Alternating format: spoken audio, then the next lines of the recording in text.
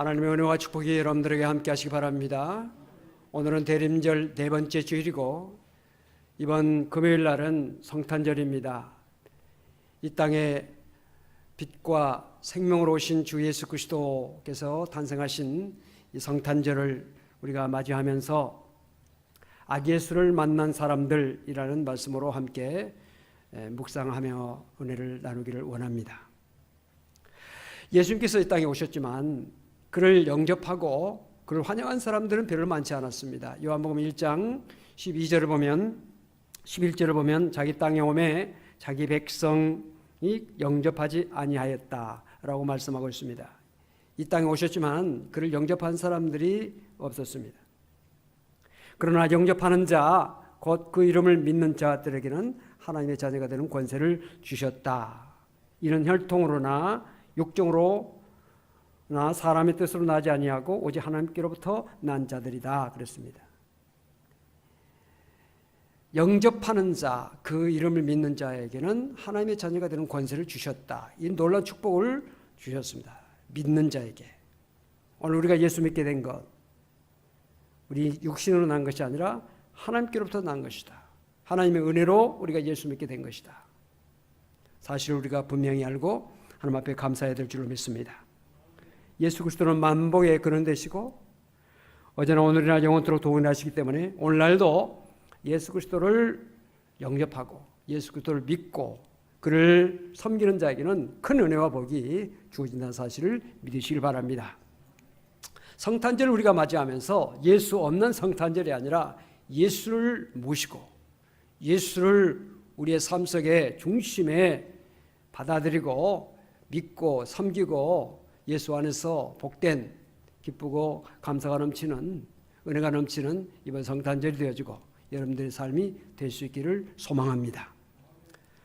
본문은 이렇게 시작합니다. 마태복음 2장 1절에 헤로드 왕 때 예수께서 유대 베들레헴에서 나심에 동방으로부터 박사들이 예루살렘에 이르러 말하되, 예수님께서 유대 베들레헴에서 나셨습니다.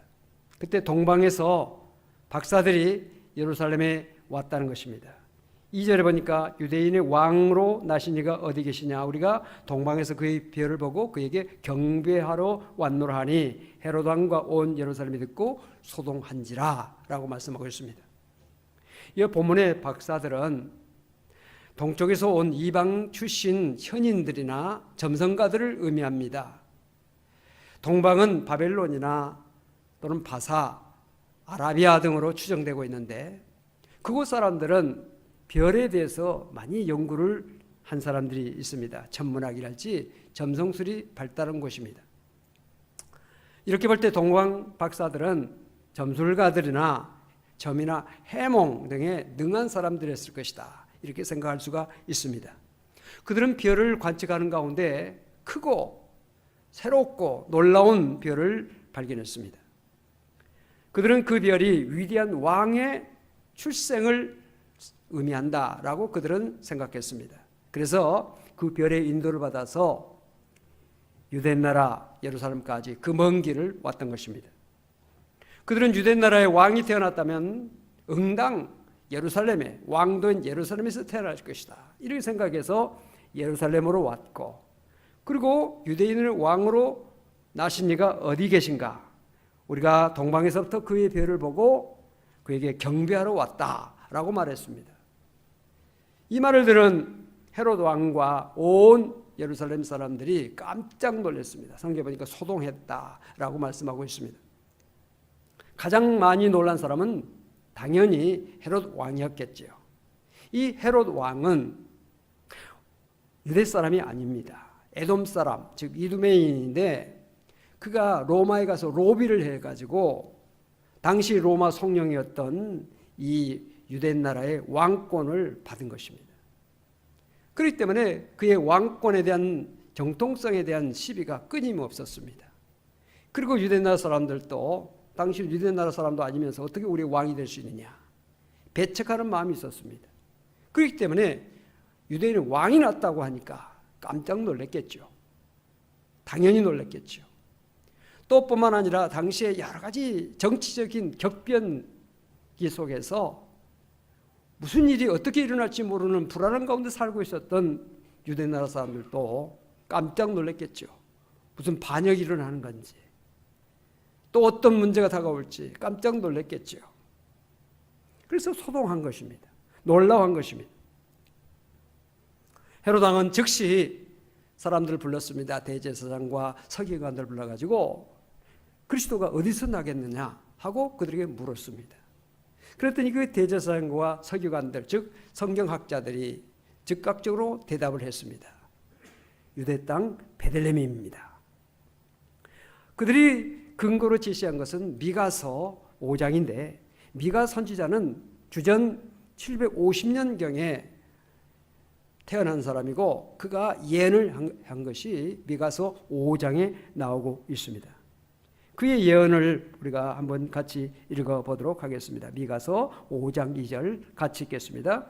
베들레헴 에브라다야, 너는 유다 족속 중에 작을지라도 이스라엘을 다스릴 자가 내게서 내게로 나올 것이라. 그의 근본은 상고의 영혼에 있느니라.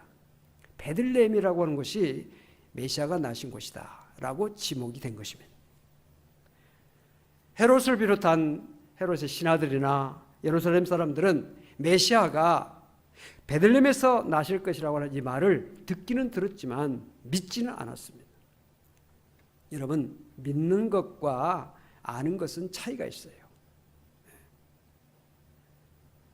아는 것과 믿는 것은 차이가 있는 것입니다. 그들은 알기는 알았지만 믿지 않았습니다. 만약 그들이 믿었다면 당연히 베들레헴에 가서 나신 왕을 찾았고 그에게 경배했을 것입니다. 그러나 그들은 아무도 가지 않았습니다. 간교한 헤롯 왕은 저 작은 마을 베들레헴에서 무슨 왕이 나겠느냐 이런 생각을 하면서도 또 한편 혹시나 모르니 박사들한테 부탁합니다. 가서 아기를 찾거든 내게 와서 꼭 이야기해달라. 나도 가서 경배하겠다.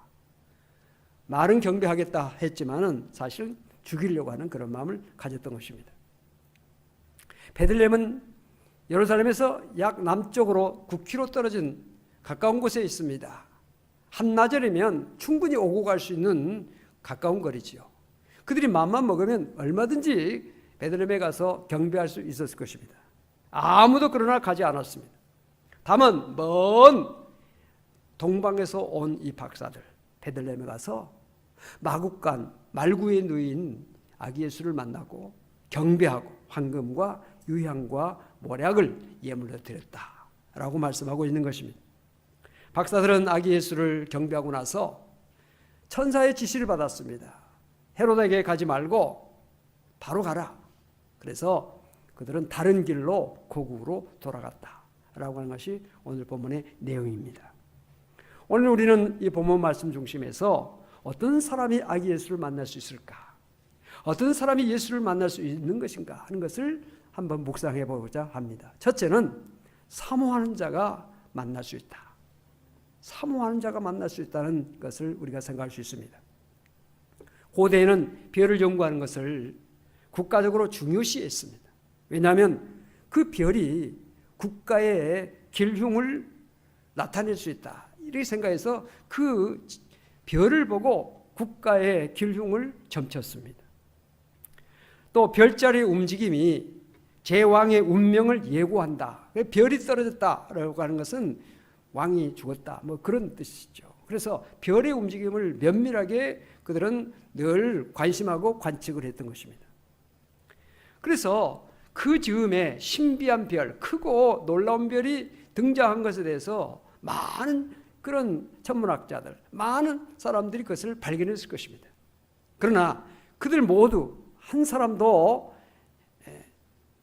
유대 땅까지 오지 않았습니다. 오직 이 동방박사 이 사람들만, 이 사람들이 세 가지 예물을 드렸다고 해서 동방박사들이 세 사람일 것이다 이렇게 추정하고 있는 것입니다. 성경에 세 사람이라고 하는 말은 없지요.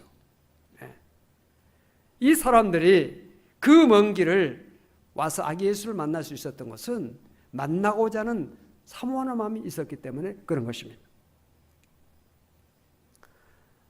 예수 그리스도 메시아를 사모해서 만난 사람들이 또 있죠. 누가복음 2장을 보면 예수님께서 탄생하셔가지고 얼마 되지 않아서 이 정결례 때가 되어서 마리아, 즉 예수님의 어머니가 아이를 안고 성전에 올라가서 예식을 행합니다. 그때 성전에서 시므온이라고 하는 노인이 성령의 감동을 받아서 그 아이가 메시아임을 알게 됩니다. 그리고 그 아이를 품에 안고 하나님을 찬양한 내용이 나오고 있죠. 누가복음 2장 28절부터 32절까지 우리 말씀을 같이 한번 읽겠습니다. 시몬이 아기를 안고 하나님을 찬송하여 이르되 주제여 이제는 말씀하신 대로 종을 평안히 놓아주시는도다. 내 눈이 주의 구원을 보았사오니 이는 만민 앞에 예비하신 것이요 이방을 비추는 빛이요 주의 백성 이스라엘의 영광이니이다 하니. 예. 이 시몬은 그 메시아의 탄생을 늘 사모하면서 그를 늘 기도했던 사람이에요. 그래서 그는 아기 예수를 품에 안고 정말 하나님 앞에 영광 드리는 그 축복을 받을 수가 있었던 것입니다. 그런데 바로 그 시간에 한 사람의 여자가 또 있습니다. 안나라고 하는 여자, 나이 든 사람입니다. 84세. 성경에는 선지자라고 이렇게 부르고 있는데요. 36절부터 38절까지 우리 함께 읽겠습니다. 또 아셀 지파 바누엘의 딸 안나라 하는 선지자가 있어 나이가 매우 많았더라. 그가 결혼한 후 7해 동안 남편과 함께 살다가 과부가 되고 84세가 되었더라. 이 사람이 성전을 떠나지 아니하고 주야로 금식하며 기도함으로 섬기더니 마침 이때에 나와서 하나님께 감사하고 예루살렘의 속량을 바라는 모든 사람에게 그에 대하여 말하니라. 아멘. 이 안나라고 하는 여자 젊은 나이에 홀로 됐지요. 84세까지 성전에 늘 나와서 떠나지 않고 성전을 떠나지 않고 주야로 늘 금식하면서 기도함으로 섬겼다 그랬어요. 우리 권사님들, 우리 집사람들 가운데서도 제단을 늘 가까이 하고 제단에 와서 늘 기도하고 제단을 섬기는 분들 주님을 만나는 놀라운 은혜와 축복이 함께 하실 줄로 믿습니다. 기도하며 섬기며 사모하는 마음을 가졌던 이 안나라고 하는 여자 주님을 만나는 놀라운 축복을 받았습니다. 여러분 예루살렘 성전에 그 시간에 얼마나 많은 사람들이 있었겠습니까? 그 예루살렘 성전에 수많은 사람들이 오고 가면서 기도하러 나오기도 하고 그곳에 구경하러 오기도 하고 예루살렘 성전 지금도 가보면요 사람들이 참 많습니다. 그런데 그 많은 사람들 가운데서 아기 예수를 만난 사람은 딱 두 사람이에요. 어떤 사람입니까? 사모하는 자. 오늘날도 마찬가지입니다. 여러분 교회 다닌다고 해서 다 주님을 만나는 것이 아닙니다. 다 축복받고 은혜 받는 거 아닙니다. 그 많은 예루살렘의 성전에 많은 사람들이 있었지만은 주님을 만날 수 있었던 사람은 두 사람이었어요. 오늘도 주님의 은혜를 사모하고 주님을 만나기를 사모하고 축복받기를 사모하고 은혜 받기를 사모하는 자에게 좋은 것을 주실 줄로 믿습니다. 예레미야 29장 13절에 우리 같이 말씀을 읽겠습니다. 예레미야 29장 13절 같이 읽겠습니다. 너희가 온 마음으로 나를 구하면 나를 찾을 것이요 나를 만나리라. 온 마음으로 나를 찾으면 나를 구하면 찾게 되고 만나게 된다는 것이에요. 잠언서 8장 17절 또 읽겠습니다. 나를 사랑하는 자들이 나의 사랑을 입으며 나를 간절히 찾는 자가 나를 만날 것이냐. 주님을 간절히 찾을 때 만난다는 것이에요. 시편 107편 9절 말씀 우리 또 읽겠습니다. 그가 사모하는 영혼에게 만족을 주시며 줄인 영혼에게 좋은 것으로 채워주시미로다. 오늘도 주의 전에 나오신 여러분들 또 영상을 통해서 하나님 앞에 예배드리는 성도 여러분들 간절한 마음으로 사모하는 마음으로 예배를 드리시고 찬양하고 기도하는 가운데서 좋은 것으로 채워주시는 놀라운 은혜와 축복을 여러분들이 다 받게 되시기를 바랍니다. 사모해야 된다는 것이죠.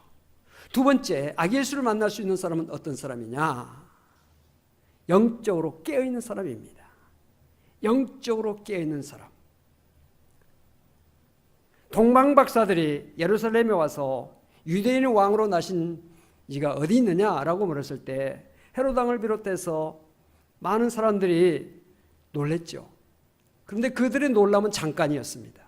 마음을 이내 진정하고 아무 일도 없었다는 듯이 일상으로 돌아갔습니다. 그들 중 아무도 아기 예수를 만나지 못했습니다. 왜 그렇습니까? 그들은 영적으로 깨어있지 못했기 때문에 그런 것입니다. 그들은 성경 지식이 탁월했습니다. 대답을 잘했습니다. 알았습니다. 그러나 믿지 않았어요. 성경 말씀은 아는 데 목적이 있는 것이 아니라 믿고 행하는 데 목적이 있다는 사실을 분명히 알아야 합니다. 설교도 마찬가지입니다. 설교도 듣는 데 의미가 있는 것이 아니라 듣고 행하는 데 의미가 있어요. 할렐루야. 예수님께서 이 듣고 행함에 대해서 얼마나 강조하셨습니까? 마태복음 7장 24절부터 27절까지 우리 말씀을 한번 읽겠습니다. 제가 한 절 읽고 여러분들 한 절 읽으시 바랍니다. 그러므로 누구든지 나의 말을 듣고 행하는 자는 그 집을 반석에 지은 지혜로운 사람 같으리니 비가 내리고 창수가 나고 바람이 불어 그 집에 부딪히되 무너지지 아니하나니 이는 주스를 반석 위에 놓은 까닭이요. 네. 하나님의 말씀을 듣고 행하는 사람은 어떤 사람이냐? 그 집을 반석에 지은 지혜로운 사람과 같다. 반석에 집을 지었다는 것이에요. 비가 내리고 창수가 나고 바람이 불어도 그 집에 부딪혀도 무너지지 않는다는 것입니다. 왜 그렇습니까? 주초를 반석에 놓은 까닭이다 그랬습니다. 지금 코로나 창수가 나고 바람이 불고 있고요. 지금 막 부딪히고 있습니다. 그런데 반석에 집을 지은 사람은 흔들리지 않아요. 우리 믿음의 사람은 이런 어려운 상황 속에서 흔들림이 없는 사람이 돼야 돼요. 오늘 아침에 제가 기도하면서 묵상한 마음속에 떠오르는 생각이 있었어요. 이 어려운 상황 속에서 하나님 앞에 이 시간 정말 예배드리면서 영상을 통해서나 본당에 나서 예배드리는 사랑하는 성도들은 뼈다. 살은요, 몸이 상태가 안 좋으면요, 살은 다 빠집니다. 뼈만 남아요. 근데 상황이 좋으면 살이 붙어요. 뼈가 중요합니다.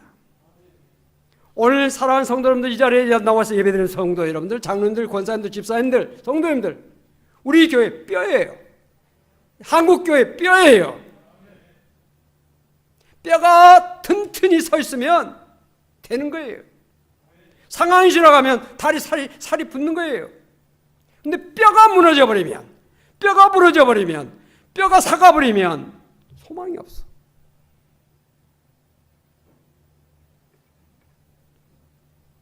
뼈대가 든든한 사람은 어떤 사람이냐? 말씀을 듣고 행하는, 오늘도 행함으로 하나님 앞에 예배드리며 행함으로 찬양하며 기도하며 믿음에 서 있는 사람, 뼈예요. 뼈. 이 상황이 언제까지 계속되는 거 아닙니다. 때가 되면 하나님께서 이 코로나 물리쳐 주시고 잔잔해질 겁니다. 때가 되면. 우리는 살이 아니라 뼈다. 굳건히 서 있으면 되는 거예요. 가정에도 마찬가지입니다. 가정에 가장이 바로 서 있으면, 가정에 아내가 바로 서 있으면 좀 풍파가 있을지라도 굳건히 서는 겁니다. 근데 무너져 버리면 소망이 없어. 주의 말을 듣고 행하지 않는 사람은 그 집을 모래에 지은 어리석은 사람 같으리니 비가 내리고 창수가 나고 바람이 불어 그 집에 부딪히며 그 무너짐이 심하니라. 말씀을 듣고도 행함이 없는 사람, 듣기만 하는 사람, 행함이 없는 사람, 믿음을 굳게 붙잡지 못한 사람은 무너진다는 거예요. 창수가 나고 비가 오고 바람이 불면 무너지는 거예요. 오늘 사랑하는 성인을 가정 여러분들, 한 사람도 빠짐없이 하나님의 말씀을 듣고 그 말씀을 믿고 행하는 반석 위에 집을 지은 지혜로운 성도 될 수 있기를 바랍니다. 이 어려운 상황일수록 우리가 더 믿음에 서 있어야 돼요. 서 있어요. 동방 박사들은 영적으로 깨어 있었던 사람들입니다. 성경에 깨어 있으라는 말씀이 얼마나 많이 나옵니까? 매우 중요하니까 나오고 있는 것입니다. 마태복음 24장 42절 우리 말씀을 같이 읽겠습니다. 그러므로 깨어 있으라. 어느 날에 너희 주가 임할는지 너희가 알지 못함이니라. 깨어 있어야 주님이 임하실 때 만난다는 것이에요. 오늘 이 시간도 예배드리면서 찬양하면서 기도하면서 깨어 있기를 바랍니다. 깨어 있어야 돼요. 엠마오로 가던 두 제자가 여러분들이 아시지 않습니까? 부활하신 예수님께서 부활하셨는데 그날에 두 제자가 엠마오라고 하는 곳으로 걸어가고 있었습니다. 그때 부활하신 예수님께서 그들과 길에서 동행하셨습니다. 대화하셨습니다. 그러나 알지 못했어요. 참 이해가 안 되잖아요. 두 제자가 예수님 얼굴을 모르겠습니까? 예수님의 음성을 모르겠습니까? 그런데 그들은 그들과 동행하시고 대화하시는 부활하신 예수님을 알아보지 못했다니까요. 그 영적인 의미가 있는 거죠. 깨어있지 못하니까 알아볼 수 없는 거예요. 그런데 함께 식사하면서 예수님께서 떡을 떼어서 그들에게 나눠주시고 그들이 그것을 받아서 먹을 때 그들의 눈이 밝아져서 알아보았어요. 말씀의 떡을 먹으면서 주님을 발견하고 주님을 체험하고 주님을 모시고 은혜 가운데 가는 성도가 되시기를 바랍니다. 깨어 있어야 되는 것이죠. 베드로전서 5장에도 8절 9절 말씀 중요한 말씀이 나옵니다. 우리 또 같이 읽겠습니다. 근신하라 깨어라 너희 대적 마귀가 우는 사자같이 두루다니며 삼킬 자를 찾나니 너희는 믿음을 굳건하게 하여 그를 대적하라. 이는 세상에 있는 너희 형제들도 동일한 고난을 당하는 줄 알미라. 깨어있지 못하면 어떻게 되느냐? 마귀가 우는 사자같이 두루다니면서 삼킬 자를 찾고 있는데 영적으로 깨어있지 못하면 마귀가 삼켜버리는 것입니다. 망하게 되는 거죠. 멸망하는 거죠. 깨어있어야 되는 거예요. 깨어있어야 돼. 멸망을 피할 수가 없는 것이죠. 데살로니가전서 5장 2절로 6절까지도 보면 주의 날이 밤에 도둑같이 임한다고 그랬습니다. 평안하다 안전하다 할 그때에 임신한 여자에게 해산의 고통이 이름과 같이 갑자기 멸망이 그들에게 임하게 된다는 것입니다. 피할 수가 없다는 것입니다. 형제들아 너희는 어둠에 있지 아니하며 그날이 도둑같이 너에게 임하지 못하리니. 이 말씀에는 우리가 감사하면서 아멘 해야 됩니다. 형제들아 오늘 사랑하는 성도 여러분들은 어둠에 있지 않고 그렇기 때문에 그날이 도둑같이 너에게 임하지 않는다는 것입니다. 너희는 다 빛의 아들이요 낮의 아들이라. 우리가 밤이나 어둠에 속하지 아니하나니 그러므로 우리는 다른 이들과 같이 자지 말고 깨어 정신을 차리지라. 깨어있는 사람, 영적으로 깨어있는 사람은 밤길에 다니는 사람이 아니라는 것입니다. 도둑을 맞지 않는다는 것입니다. 그날의 주님을 맞이할 수 있다는 것입니다. 그래서 우리 믿음의 성도는 항상 깨어있어야 돼. 깨어있어요. 뭐에 깨어있습니까? 잠 안 자고 깨어있는 것이 깨어있는 거 아니에요. 영적으로 믿음으로 말씀으로 성령으로 감사로 기도로 찬양으로 깨어있으라는 거예요.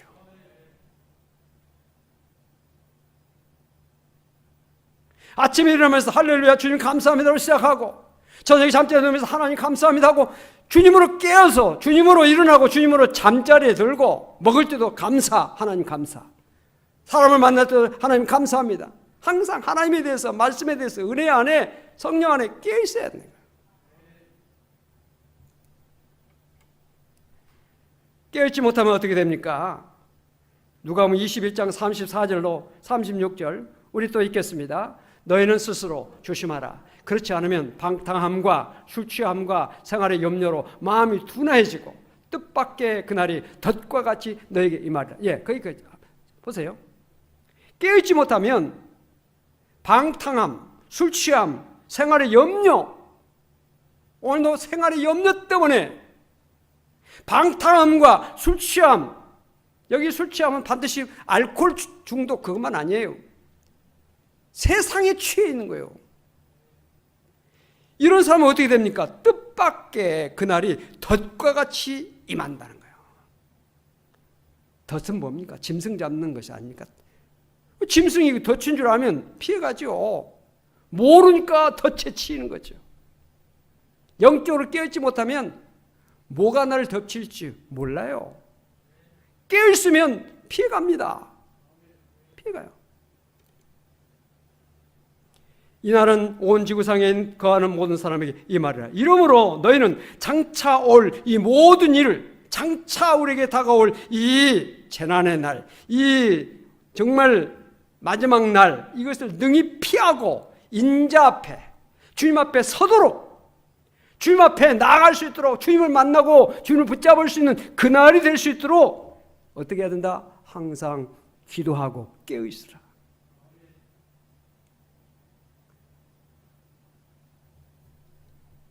그 영적으로 깨어있는 것이 그렇게 중요한 겁니다. 오늘 살아온 성도 여러분들 늘 깨어있는 성도 되시기 바랍니다. 예, 깨어있어야 돼요. 그 다음에 세 번째로 아기 예수를 만날 수 있는 사람은 어떤 사람이냐? 겸손해야 됩니다. 겸손. 자, 동방박사들이 찾아간 곳은 왕궁이 아니었습니다. 에이, 왕궁도 아니고 저 조그마한 마을 베들레헴, 별이 인도를 따라서 갔는데 어느 여관이에요. 여관인 줄 알았더니 조그만 마구간이요. 아, 이 마구간에 가축들의 분뇨 냄새가 나고 지저분하고 이 더러운 곳에 안 갈 수 있었을 것입니다. 악취가 있는 곳이죠.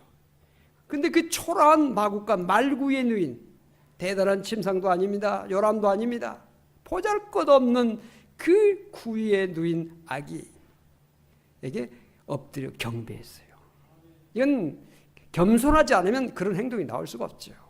교만한 사람은 절대로 찾아가지도 않고 그곳에 가서도 돌아설 겁니다. 은혜는요, 낮은 곳으로 임합니다. 물이 낮은 곳으로 내려가듯이 은혜는 낮은 곳으로 임해요. 이스라엘 여행에 보면 예수님께서 탄생하신 베들레헴에 예수님 탄생교회가 있어요. 그런데 그 탄생교회는 출입구가 딱 하나예요. 어떻게 그 큰 교회에 출입구가 하나일까? 그런데 그 출입구 문 하나는요, 굉장히 작아요. 높이가 130cm. 여러분들 키가 아무리 적어도 최소한 130은 좀 넘잖아요. 그리고 넓이가 80cm. 두 사람이 한꺼번에 들어갈 수 없어요.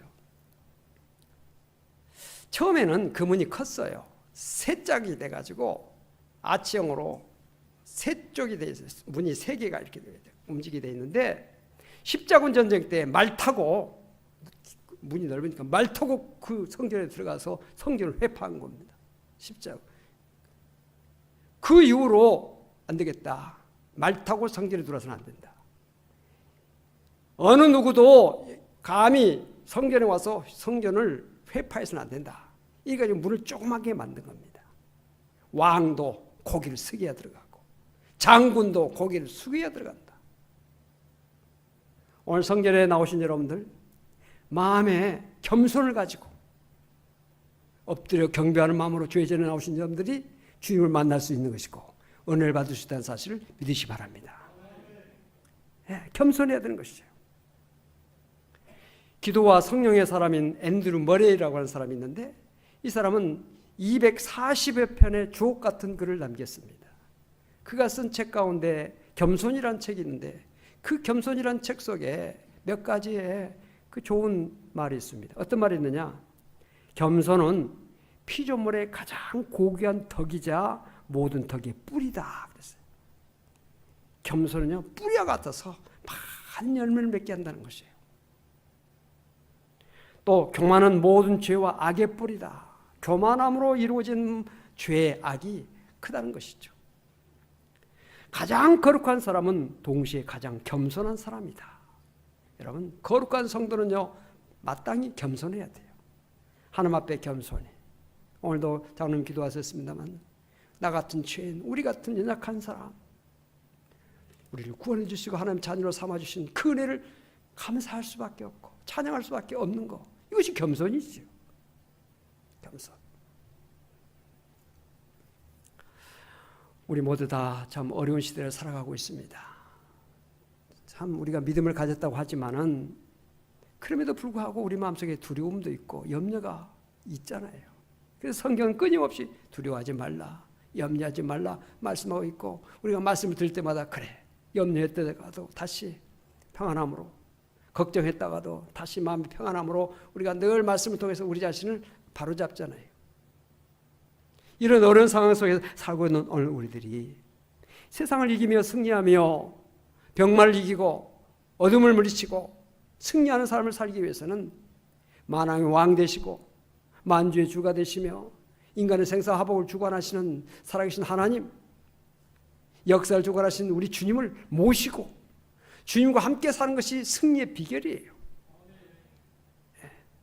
우리가 성탄절을 맞이하면서 성탄절에 선물 주고받고 이것이 문제가 아니라 예수님을 내가 진정으로 내 마음속에 모시고 예수님과 함께 이 세상을 살아갈 수 있느냐 없느냐, 이것을 다시 한번 점검하고 내 안에 지금 너희 안에 믿음이 있는가, 내 자신을 점검하라고 말씀을 우리가 생각하면서 내 안에 정말 예수님이 계시는 건가, 내 안에 온 우주 만물을 다스리시고 창조하시고 주관하시는 우리 주님이 내 안에 계시는 건가, 내가 그분을 의지하고 이 세상을 살아가고 있는가 하는 것을 점검하는 시간이 성탄절이에요. 성탄절이에요. 특별히 이 어려운 시대 속에서는 정말 세상을 이기며 승리할 수 있는 무기가 우리에게 있어야 되고, 그 모든 것을 이겨나갈 수 있는 그런 어떤 능력이 우리에게 있어야 되는데, 그 능력은 인간의 힘에서 나오는 것이 아니라 주님께서 주시는 능력, 내게 주신 능력 주시냐, 내가 승리할 수 있다고 하는 주님의 능력으로 세상을 이기는 거지, 인간의 우리가 아무리 힘이 세다고 세상을 이길 수 있나요? 마귀를 이길 수 있나요? 주님의 능력으로 힘입어서 세상을 이기고 환경을 이기고 육을 이기고 죄악을 이기고 마귀를 이기고 우리의 육을 이기면서 승리할 수가 있는 것입니다. 사랑하는 성도 여러분, 사모하시고 깨어서 겸손하게 주님의 은혜를 사모하는 가운데서 주님을 영접하고 주님을 모시고 승리하며 하나님의 영광을 나타내는 여러분들 될 수 있기를 바랍니다. 기도하십시다. 하나님, 어려운 시대 속에서, 정말 암울한 이 시대 속에서 빛으로 오신 예수님, 생명으로 오신 주님을 사모하며 대림절 네 번째 주일을 지내고 이제 성탄절을 맞이하게 됩니다. 예수 없이 떠들썩한 성탄절이 결코 되지 않게 하시고 예수님을 모시고 예수님을 확실하게 내 삶 중심에 나의 만왕의 왕으로 만주의 주로 모시고 이 험하고 거칠은 세상에서 주님의 능력으로 세상을 이기고 승리하며 하나님께 영광 돌리며 사는 우리 모든 성도가 다 될 수 있도록 하나님 함께하여 주시옵소서. 병마도 다 물리치게 해주시고 절망을 다 물리치게 하시고 모든 근심, 걱정, 염려, 두려움 모든 문제를 해결하고 주님의 자녀로서 천국 백성으로서 주님의 영광을 나타내며 사는 우리 모든 성도가 다 될 수 있도록 하나님 함께하여 주시옵소서. 오늘 본당에 나와서 예배드리는 성도들 뿐만 아니라 영상을 통해서 하나님 앞에 예배드리는 모든 성도들에게도 한량의 은혜와 복으로 함께하여 주시옵소서. 감사드리며 예수 그리스도로 간절히 기도하옵나이다. 아멘.